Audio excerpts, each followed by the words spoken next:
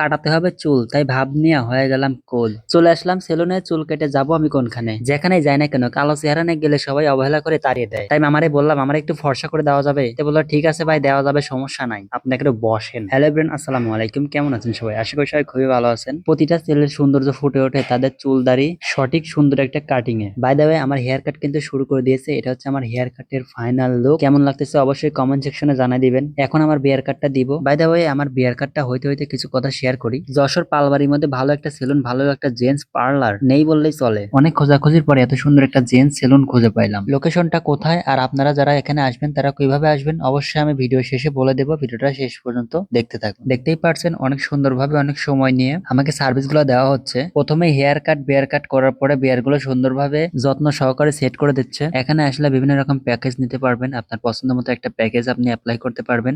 ধরেন hair cut, বিয়ার কাট, hair wash, বিয়ার wash, এরকম অনেকগুলো কিন্তু সার্ভিস রয়েছে। তারা কিন্তু রেগুলার অফার দিয়ে থাকে। তাদের পেজটা আমি মেনশন করে দিয়েছি, আপনারা জাস্ট পেজটা ভিজিট করবেন, দেখে নিবেন। আর যারা এখানে আসতে চান, সার্ভিস গুলো নিতে চান, তারা কিভাবে আসবেন? চলে আসতে হবে যশোর পালবাড়ি কাঁচা বাজারের মধ্যে। এখানে আসলে দেখতে পারবেন একটা বড় একটা সাইনবোর্ড রয়েছে।